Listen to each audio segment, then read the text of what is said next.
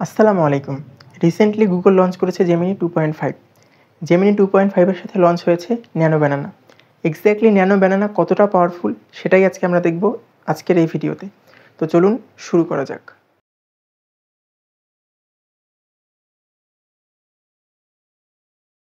তো আমাদের কাছে মোট 10টি ইমেজ আছে। আমরা এই 10টি ইমেজ দিয়ে ট্রাই করব যে জেমিনিতে প্রত্যেকটি ইমেজের জন্য আলাদা আলাদা আমরা প্রম্পট দিব এবং এডিট করে দেখব যে এক্স্যাক্টলি কী আউটপুট আমরা পেয়ে যাই।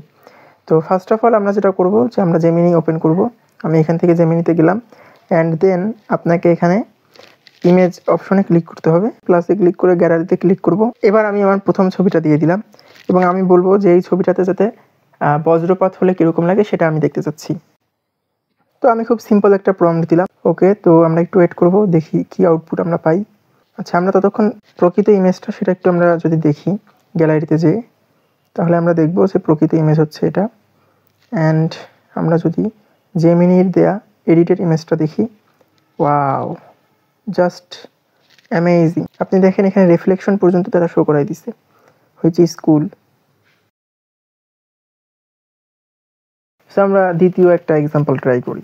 তো আমরা ইমেজে ক্লিক করলাম আবার, অ্যান্ড দেন এবার আমি এই ইমেজটা দিব এবং দেওয়ার পরে এটাকে বলবো যে জাস্ট নর্মালি এনহ্যান্স করতে। দেখি এবার কি আউটপুট পাই। নর্মালি আমরা যদি দেখি যে আমাদের পিওর যে ইমেজটা, র ইমেজটা, সেটা হচ্ছে এরকম।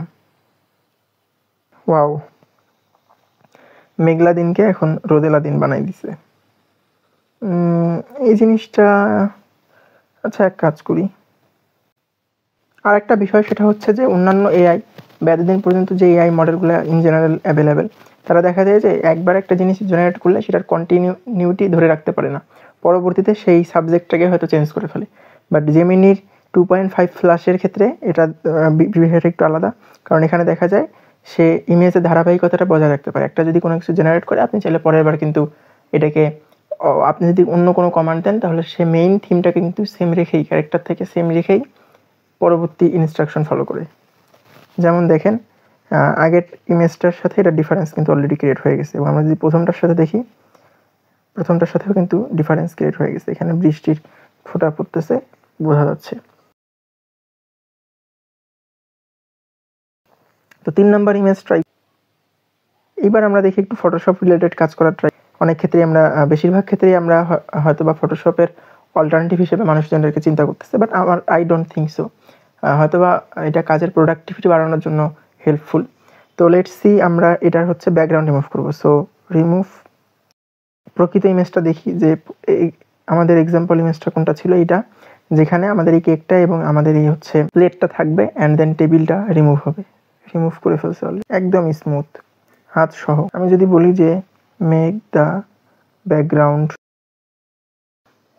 ওকে, হার্ট শেপ চকলেট, সেটাকেও সে ডিটেক্ট করতে পারছে। ওয়াও, ইভেন এখানে হাতটাকে রিমুভ করে দিতে পারছে, যদিও হাতটা বাইরেই ছিল, বাট তারপর রিমুভ করছে খুব সুন্দরভাবেই, হুইচ ইজ কুল। আর এই যে ফ্ল্যাশটা পড়ছে, এইটা আমরা চাইলে কিন্তু আর একবার ইনস্ট্রাক্ট করতে পারি। আচ্ছা যাই হোক, আমরা নেক্সটে মুভ করি। এবার আমি এই সাইকেলটা নিয়ে কিছু করতে চাচ্ছি। সো আমি বলবো যে সাইকেলের হচ্ছে যে কালারটা সেটা চেঞ্জ করে দিতে।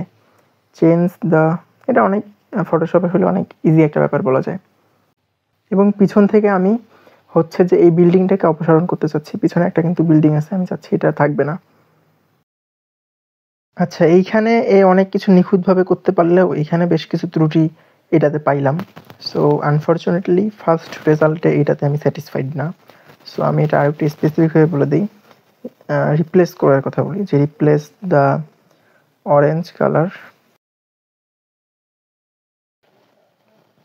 আচ্ছা, সো আর একবার আমি বললাম যে জাস্ট অরেঞ্জ কালারটাকে রিপ্লেস করার জন্য। এর আগের বার কিন্তু এটা এক্সপ্লিসিটলি বলা হয়নি, এবার এটা বলে দিলাম।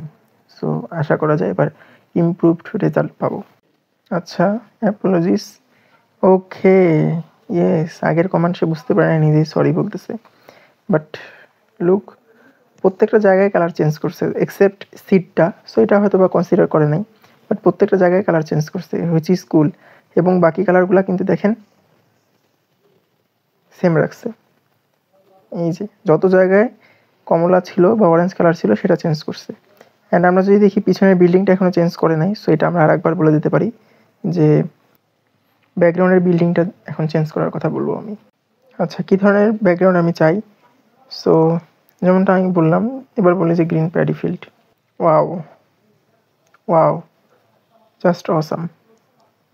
এখানে দেখি ইমেজটা ছিল এরকম, যেটা একটা কমপ্লেক্স ব্যাকগ্রাউন্ড।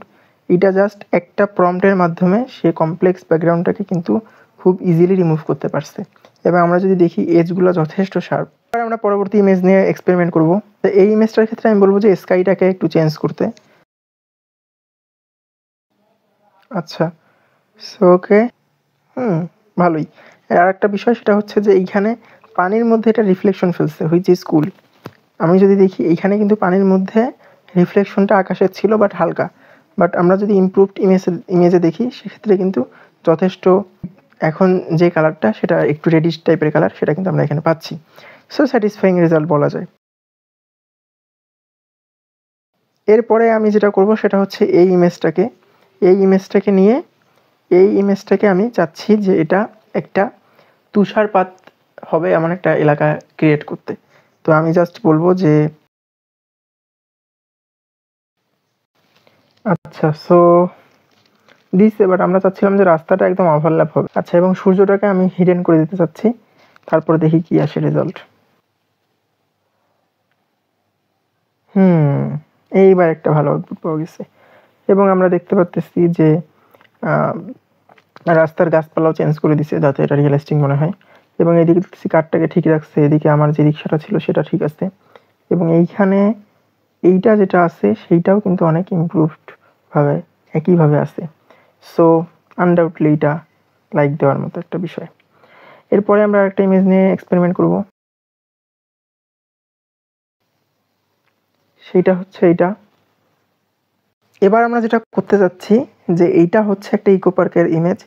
এইখানকার যে ফেন্সটা আছে বা যে বেড়াটা আছে সেইটাকে আমরা রিমুভ করব। তো এটা একটা কোয়াইট কমপ্লেক্স টাস্ক হইতে যাচ্ছে। আমি জানি না এটার আউটপুট কী আসবে। So let's try. Okay, so এইটা অনেকটাই রিয়েলিস্টিক করা ট্রাই করছে। লাইক এই দিকের যেই পার্টটা ডান দিকের সেটা কিন্তু সেম রাখছে, এবং পিছনের যে পার্টটা সেটাও সেম রাখছে। বাট ব্যাপারটা হচ্ছে যে এই পাখিটা এক্স্যাক্টলি যেটা ছিল, আমি এটার নাম জানি না আনফর্চুনেটলি, সেইটার অন্য একটা ভার্সন, মানে ইন্টারনেট থেকে হয়তো অন্য একটা পাখিকে জাস্ট এখানে দিছে। এবং আরও মজার ব্যাপার হচ্ছে যে এখানে যেই আমাদের টেপটা ছিল, যেমনভাবে টেপটা কিন্তু ঠিক সেরকমভাবেই রাখছে, যে এখানে রশি ছিল মাথায় সেটাই আছে। বাট পাখিটা এরকম অবস্থান চেঞ্জ করে দেওয়াটা আমার কাছে একটু অযৌক্তিক মনে হয়েছে। বাট ওভারঅল সামনের যে ফেন্সটা সেটা রিমুভ করতে পারছে, এবং এইখানে কোনো ধরনের কোনো প্রবলেম ক্রিয়েট করে নাই। এত স্মুথ এবং ফিনিশিংটা ভালো দিছে, সেটার জন্য অবশ্যই ইট ডিজার্ভ লাইক।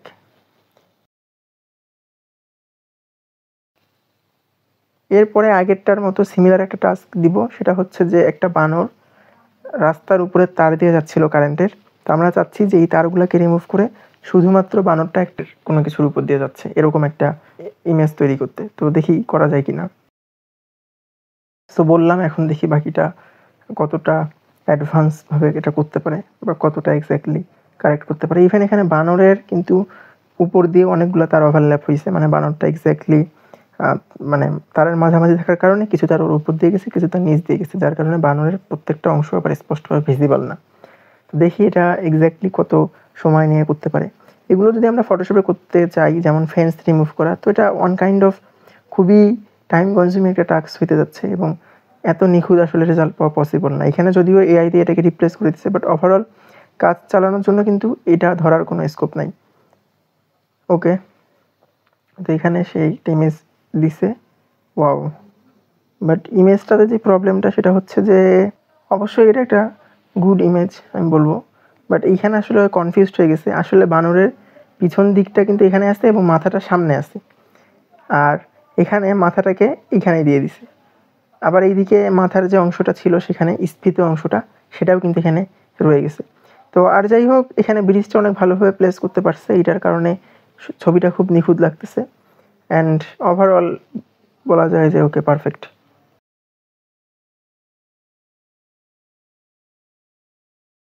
এরপরে আমি আমার এই ইমেজটাকে বলবো যে এটা খুবই কমন একটা কালার চেঞ্জিংয়ের এক্সাম্পল দিব।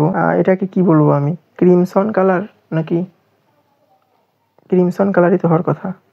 আমি চাচ্ছি যে আমার চশমাটাকে রিমুভ করে দেখি পারে কিনা। একটু আমরা দেখি যে এখানে কালারটা কতটা স্মুথ এবং পরবর্তীতে কালারটা কীরকম স্মুথ হয়ে যাচ্ছে। বাহ, খুবই পারফেক্ট এবং অনেক সুন্দর। Wow, just mind blowing. Even আমার চোখের মণিতে কিন্তু রিফ্লেকশন ছিল, সো এখানে কিন্তু সেই রিফ্লেকশনটাকেও সে রিমুভ করে দিচ্ছে, হুইচ ইজ কুল। এবং আমার বাস্তব চেহারার সাথে অনেকটাই মিলে সত্যি বলতে। ওয়ান্ডারফুল। এইটা আমি ইউনিভার্সিটির ভিতরে তুলছিলাম অ্যান্ড এই ইমেজটাকে আমি বলবো যে দিনের বেলার মতো লাগতেছে।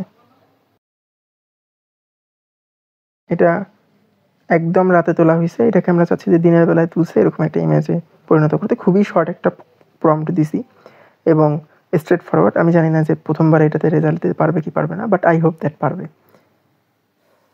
এটাই আমাদের আজকে 10তম ইমেজ এবং এটাই শেষ ইমেজ জেনারেশন আমাদের আজকের এই ভিডিওর। ওয়াও। সো এই ছিল আজকের আমাদের ভিডিও। আশা করা যায় ভিডিওটা তোমার ভালো লাগছে। যদি ভালো লেগেই থাকে তাহলে অবশ্যই ভিডিওটা শেয়ার করবেন, লাইক করবেন, কমেন্ট করবেন এবং আমার চ্যানেলে সাবস্ক্রাইব তো মাস্ট। দেখা হচ্ছে পরবর্তী কোনো ভিডিওতে। Till then, take care.